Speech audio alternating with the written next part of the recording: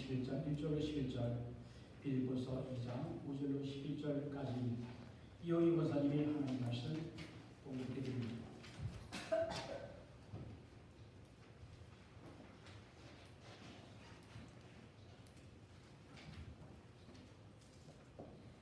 그들이 예루살렘에 가까이 가서 감난산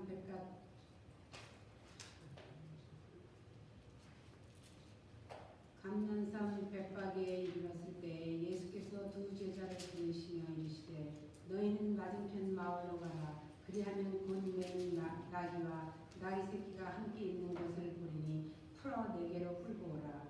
만일 누가 무슨 말을 하거든 주가 쓰시겠다 하라. 그리하면 즉시 보내시리라 하시니 이는 선지자를 통하여 하신 말씀을 이루려 하심이라. 이르렀으되 시온 딸에게 이르기를 내 왕이 내게 임하나니 그는 겸손하여 나귀 곧 멍에 매는 짐승의 새끼를 탔도다 하라 하였느니라. 제자들이 가서 예수께 명하신 대로 하여 나귀와 나귀 새끼를 끌고 와서 자기들의 겉옷을 그 위에 얹으매 예수께서 그 위에 타시니 무리의 대다수는 그들의 겉옷을 길에 펴고 다른 이들은 나뭇가지를 베어 길에 펴고 앞에서 가고 뒤에서 따르는 무리가 소리 높여 이르되 호산나 다윗의 자손이여 찬송하리로다. 주의 이름으로 오시는 이여 가장 높은 곳에서 호산나 하더라. 예수께서 예루살렘에 들어가시니 온 성이 소동하여 이르되 이는 누구냐 하거늘 무리가 이르되 갈릴리 나사렛에서 나온 선지자 예수라 하니라.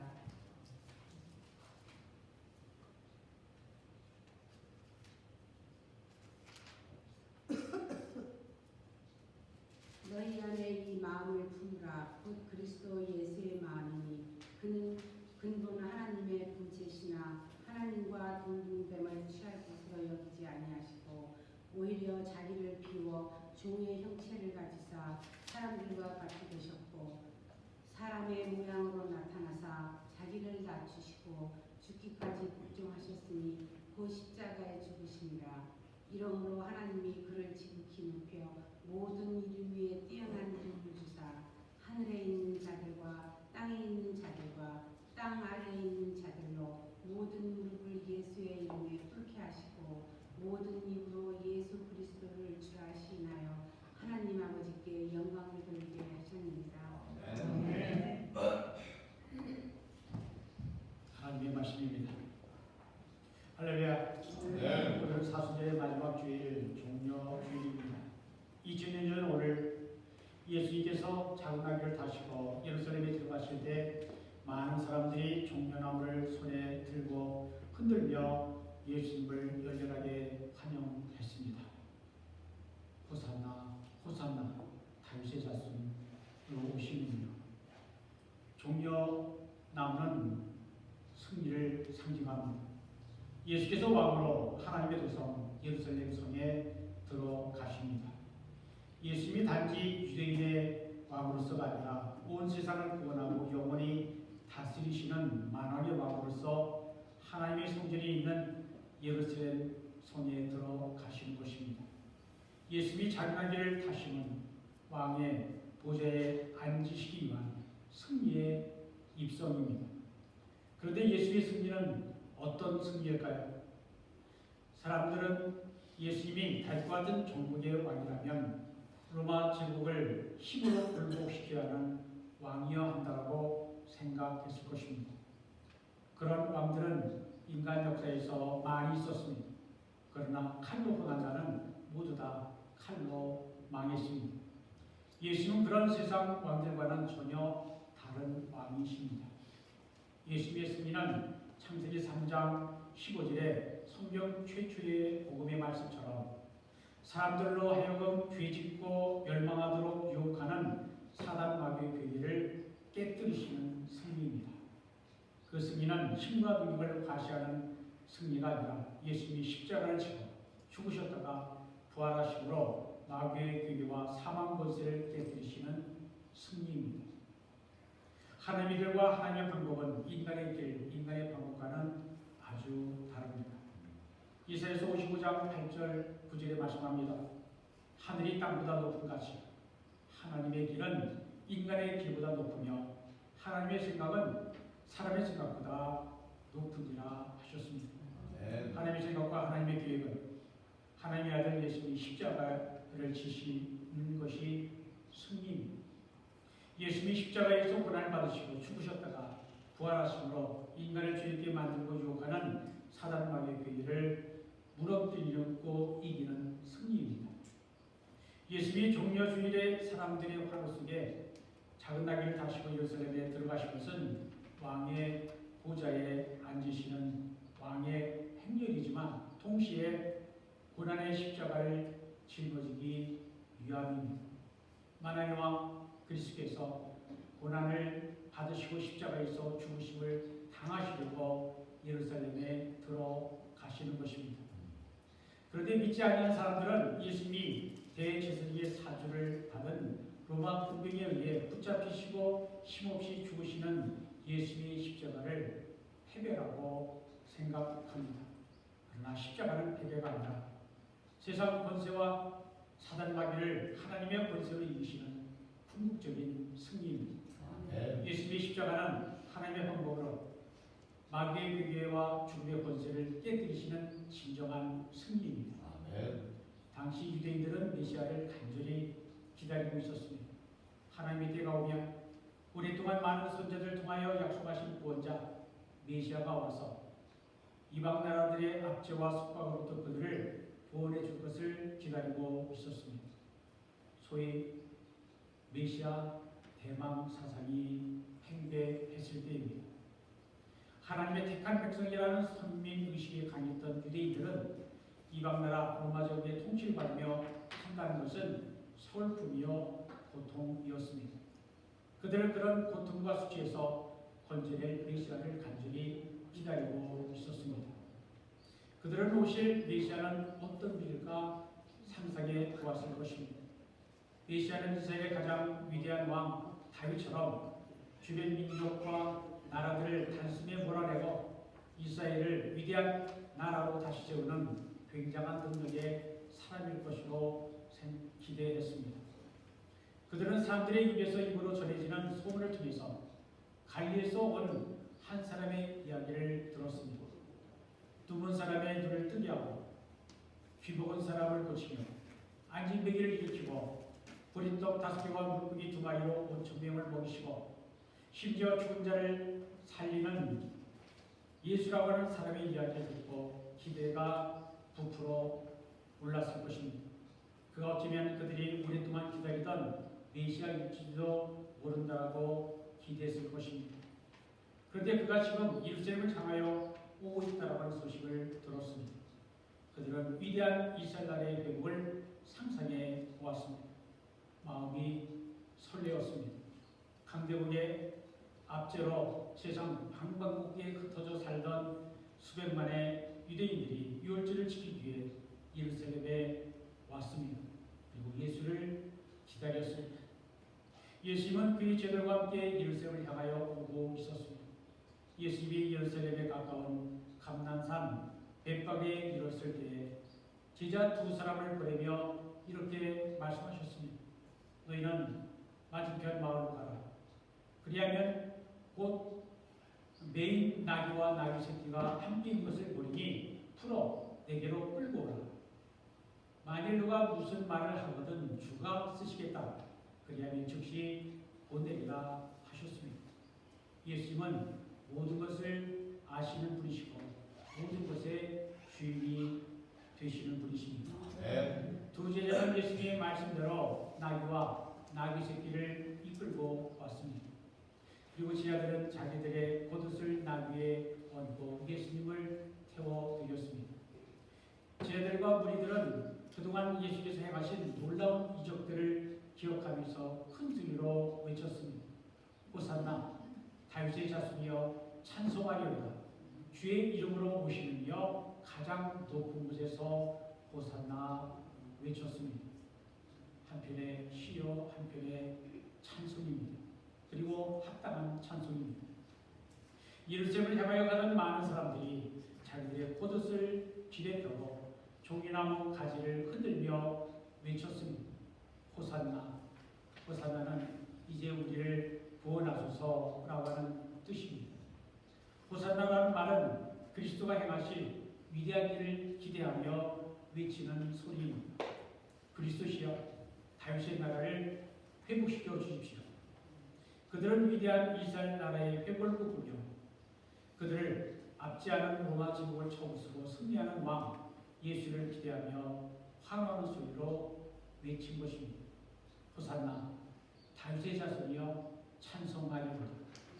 이것은 사람들의 메시아에 대한 기대감이 그동안 놀라운 기적과 능력을 향한 예수에 의해서 성취되기를 기대하는 바람이요 외침입니다. 하지만 세상의 인기가 늘 그렇듯이 이러한 기대와 환상을 꿈꾸는 군중의 심리는 결코 믿을 만한 것이 못 됩니다. 호산나 외치던 소리는 불과 닷새 후에는 십자가에 못 박게 하소서라는 소리로 돌변하게 됩니다. 사람들은 왕의 물을 사랑은 힘과 능력이 있고 화려하고 대단할 것으로 생각합니다. 그러나 예루살렘에 들어가시는 예수님의 모습은 전혀 그런 기대와는 달랐습니다. 예수님의 행렬은 초라하고 소박했습니다. 예수님은 말이 아니라 나귀, 그것도 작은 나귀를 타셨습니다. 그럼에도 불구하고 제자들과 군중들은 전혀 특별하지도 않고 오히려 소박하고 초라한 예수님의 행렬을 뒤따르면서 이미 승리를 얻은 것처럼 기뻐하며 외쳤습니다. 왜냐하면 예수님은 항상 승리하셨기 때문입니다. 그들은 마음속으로 메시아가 다스리는 메시아 나라의 위대한 모습을 상상해 보았을 것입니다. 그래서 흥분되고 신이 났습니다. 장차 그들에게 주어질 높은 자리와 권세가 그들의 눈앞에 어른거렸습니다. 제자들이 알고 있던 예수님은 항상 승리하는 분이셨습니다.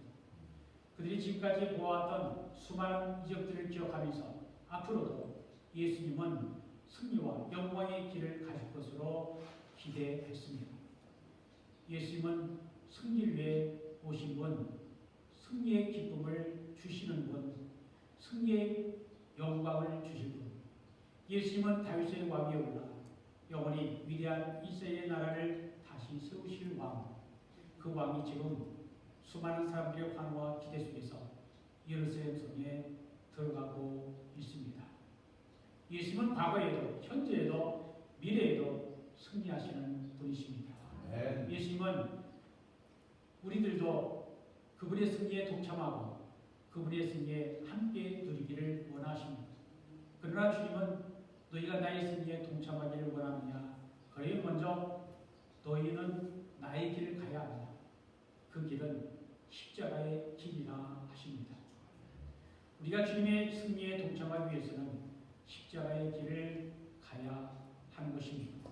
십자가 없이는 부활도 없고 고통과 희생이 없으면 영광도 없습니다. 예수님이 제자들에게 말씀하셨습니다. 마태복음 16장 24절입니다. 누구든지 나를 따라오려거든 자기를 부인하고 자기 십자가를 지고 나를 따를 것입니다. 우리가 나의 십자가를 짊어지지 않으면 주님을 따를 수 없습니다.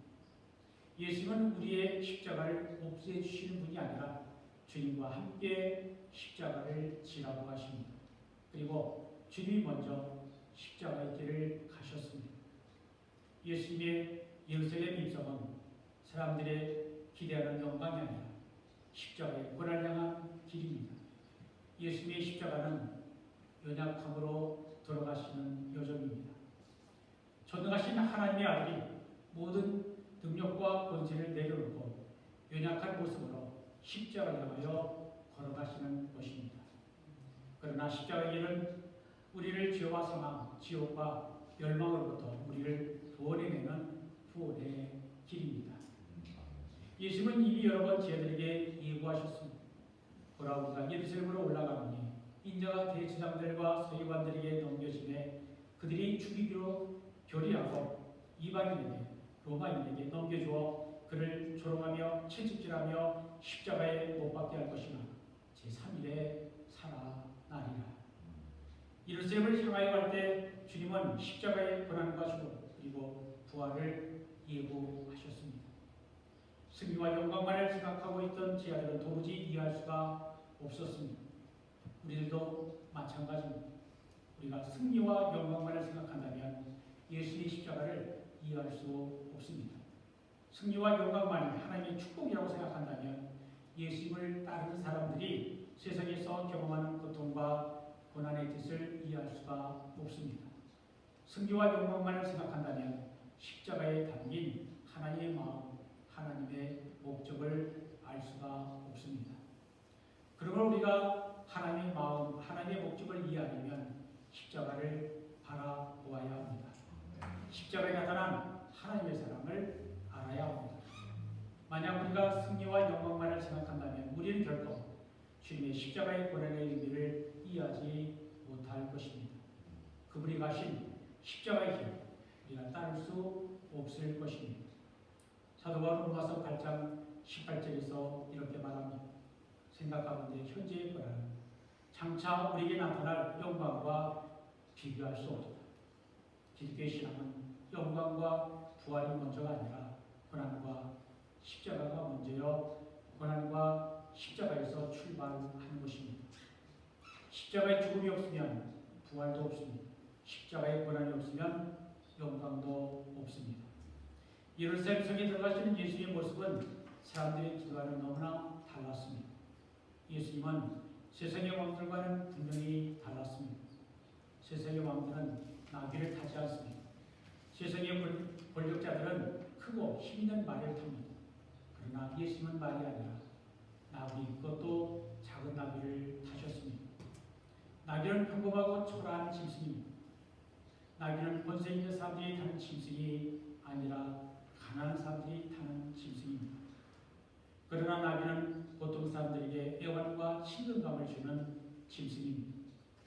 예수님은 가난하고 신분이 낮은 사람들에게 친밀한 나귀를 타고 예루살렘에 들어가셨습니다. 예수님은 자신을 높은 지위에 있는 사람, 세상 권세 있는 사람, 강한 사람들과 동일시하지 아니하셨습니다. 오히려 세상에서 소외받고 고통당한 사람, 낮은 사람들과 동일시하셨습니다. 예수님은 마태복음 25장의 양과 염소의 비유에서 이렇게 말씀하십니다. 너희가 여기 내 형제 중에 지극히 작은 자 하나에게 하는 것이 곧 내게 한 것이라 하셨습니다. 사람들 가운데 가장 작은 자, 그를 내 형제라 하셨던 것입니다. 예수님은 보통 사람, 가난한 사람들에게 친근한 나귀를 타셨습니다. 낮고 겸손한 자의 모습입니다. 하나님이신 예수님이 낮고 천한 인간의 모습으로 오셨고 십자가에서 자신을 낮추시고 아버지 하나님의 뜻에 복종하셨습니다. 사도 바울은 예수님이 낮아지신, 즉 겸손을 빌립보서 2장 6절에서 이렇게 이야기합니다. 그는 근본 본래 하나님의 본체, 하나님과 같은 분이시지만 하나님과 동등됨을 취할 것으로 여기지 아니하시고 오히려 자기를 비워 종의 형체를 가지사 사람들과 같이 되셨고 하나님이 사람이 되어서 오셨다는 것입니다. 사람의 모양으로 나타나사 자기를 낮추시고 죽기까지 복종하셨으니 곧 십자가에 죽으십니다. 작은 나귀를 타고 타신 예수님은 자신을 비우시고 낮추셨습니다. 예수님께서 말이 아니라 몸소 모범을 보이심으로 가르쳐 주셨습니다. 나의 제자들아, 비움과 낮아짐은 너희가 살아가야 할 모습이다. 너희의 헛된 꿈과 환상을 버리고 나를 보아라. 내가 어떤 모습으로 예루살렘에 가고 있는가를, 작은 나귀를 탄 나의 모습을 기억하라. 나는 십자가를 지고 너희 대신 죽은 왕이다. 세상에서 가장 작고 약한 자들의 친구가 된 왕이다. 그러므로 너희들도 약하고 가난한 자의 짐을 대신 지는 친구가 되어야 한다. 작은 나귀를 탄 나의 모습을 영원히 기억하라 하는 것입니다. 예수님의 예루살렘 입성은 연약함과 십자가, 고난의 길입니다. 예수님이 예루살렘에 가시면 고난을 당하실 것을 이미 여러 번 저희들에게 예고하셨습니다. 예수님이 예루살렘에 들어가시면 고난을 당하고 죽임을 당할 것을 알고 계셨습니다. 그러나 예수님은 그 고난을 회피하지 않으셨습니다. 주님은 고난을 당하여 한 걸음 한 걸음 담대하게 걸어가셨습니다. 주님은 고난의 십자가의 길을 당당하게 걸어가셨습니다. 구약성경 이사야서 50장 6절에는 여호와의 종은 비록 고난을 당하지만 그 고난을 피하지 않는 당당한 모습을 보여줍니다. 이사야서 50장 6절 말씀입니다.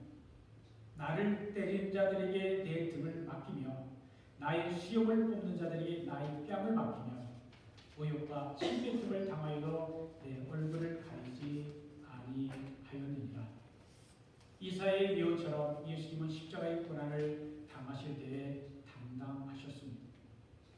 주님은 모욕과 수치를 끝까지 참고 인내하시면서 십자가의 길을 담대하게 가셨습니다. 십자가의 길은 예수님의 길일 뿐만 아니라 주님을 따르는 모든 믿는 자들이 가야 할 길입니다. 하지만 우리는 십자가의 길을 피하고 싶어합니다. 약하고 힘없는 것은 멀리하고 크고 화려하고 멋있게 살고 싶어합니다. 나의 연약하고 부족한 것은 보여주고 싶지 않습니다. 남에게 이유 없이 힘없이 당하는 것도 싫습니다. 그래서 더 큰 힘과 능력을 가지고 싶어합니다. 그러나 그렇게 세상의 방식대로 살면 우리는 결국 실족시키고 넘어뜨리는 마귀의 유혹과 함정에 빠지기 쉽습니다. 자기 능력과 자랑과 영광을 위해 자기를 비우고 희생하고 낮아지는 십자가를 포기해야 합니다. 그러면 자기를 부인하고 자기 십자가를 지고 주님의 길을 따르는 제자의 길을 절대로 갈 수가 없습니다. 그러나 작은 나귀를 타고 십자가의 길을 가신 주님의 길을 따르는 예수님의 제자들은 오늘의 삶의 현장에서 경험하는 고난과 고통, 억울함도 하나님의 선하신 뜻 가운데 있음을 기억합니다. 오늘 우리가 우리의 십자가를 짊어져야 미래의 죄와 죽음에 대한 승리와 부활의 영광이 있음을 믿어야 합니다.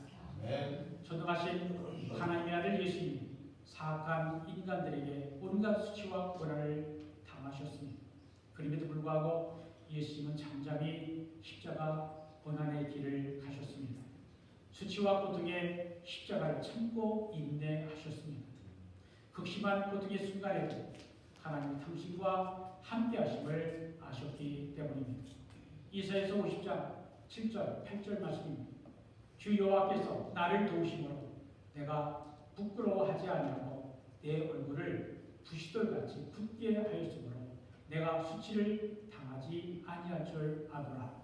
나를 의롭게 하시느니가 가까이 계시니 나와 다툴 자 누구냐.